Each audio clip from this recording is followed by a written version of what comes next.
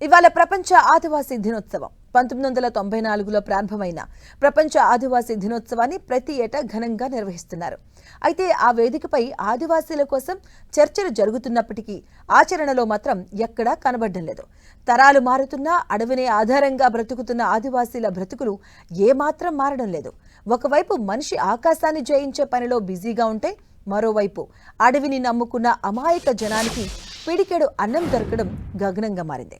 వాతావరణంపై ఆధారపడుతూ నేటికి పోడు వ్యవసాయాన్ని నమ్ముకుని జీవిస్తున్నారు ఆదివాసీలు. అడవే జీవన ఆధారంగా నేటికి మారుమూల ప్రాంతాల్లోనే జీవనాన్ని కొనసాగిస్తున్న తెగ ఆదివాసీ సమాజం.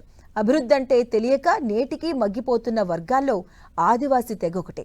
పాలకులు మారుతున్న అడవి బిడ్డల తలరాతులు మాత్రం మారడం లేదు. రక్షిత మంచినీరు, విద్యుత్, వైద్యం ఈ అమాయక బిడ్డలకు అందని ద్రాక్షగానే మారింది. కట్టుబాట్లు, సంస్కృతి సాంప్రదాయాలే ఊపిరిగా ఇప్పటికీ మైదాన ప్రాంతాలకు ఆదివాసీలు తరలిరావడం లేదు. తెలంగాణలో మొత్తం 33 ఆదివాసీ సంచార తెగలు ఉండగా అందులో 2 లక్షల పైన జనాభా కలిగిన తెగలు 6 ఉన్నాయి.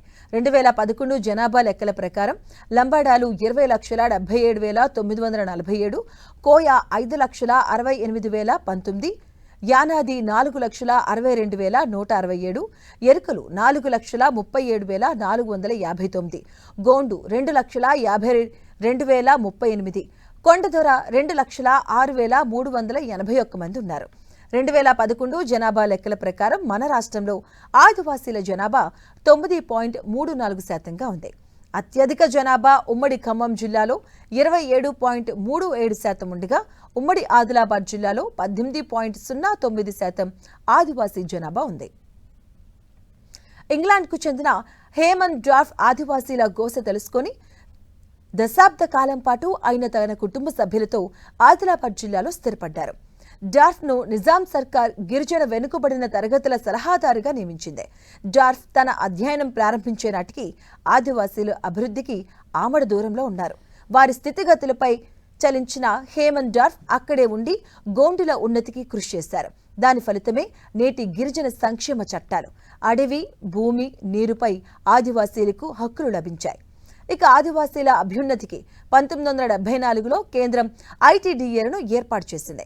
ఐటీడీఏలకు ఐఏఎస్ అధికారిని పాలనా అధికారిగా నియమిస్తూ స్వతంత్ర ప్రతిపత్తి గల సంస్థగా పవర్స్ ఇచ్చింది.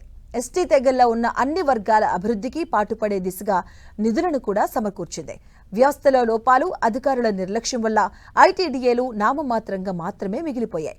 ఇక ఎస్టీలోని కొన్ని తెగలకు మాత్రమే ఐటీడీఏలు న్యాయం చేస్తాయన్న ఆరోపణలు ఉండగా ఆదివాసీలంతా తమకు అన్యాయం జరిగిందంటూ నేటికి ఉద్యమాలు చేస్తూనే ఉన్నారు.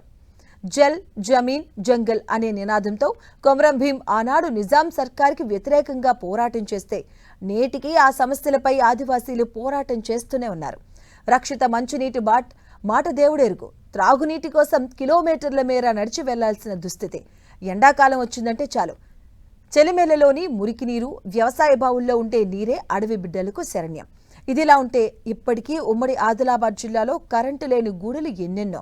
చాలా వరకు ఆదివాసీ గ్రామాలకు నేటికి రోడ్డు కనెక్టివిటీ లేదు. వర్షాలు కురిస్తే చాలా ఆందోళనకరమైన వాతావరణం ఆదివాసీ గూడల్లో నేటికి కనబడుతుంది.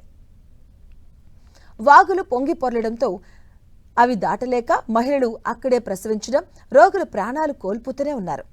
ఆదివాసీల జీవన శైలిపై అంతర్జాతీయ వేదికలపైన చాలాసార్లు చర్చలు జరిగాయి.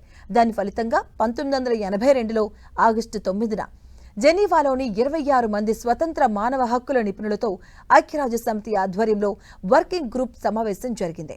ఆ వేదికపై ప్రపంచ దేశాలన్నీ ముక్త కంఠంతో ఆదివాసుల సంరక్షణకు, వారి హక్కులు, సంస్కృతి రక్షణకు కృషి చేయాలంటూ ప్రతిపాదించాయి.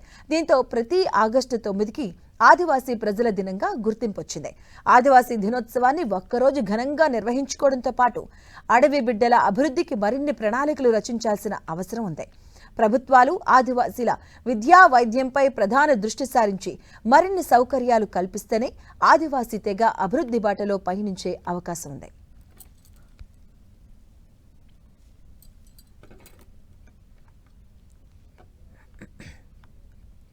రాజ్యాంగం షెడ్యూల్ 5లో కావచ్చు, షెడ్యూల్ 6లో హక్కులు కల్పించినటువంటి హక్కుల్ని కూడా అమలు చేయలేని స్థితిలో ఈరోజు కేంద్ర రాష్ట్ర ప్రభుత్వాలు ఉన్నాయి.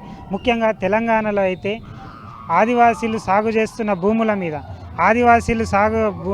ఆదివాసీలు నివసిస్తున్న ప్రాంతాలమైన ఫారెస్ట్ అధికారులతోటి దాడులు చేయించడం ఇది తీవ్రమైన అన్యాయం.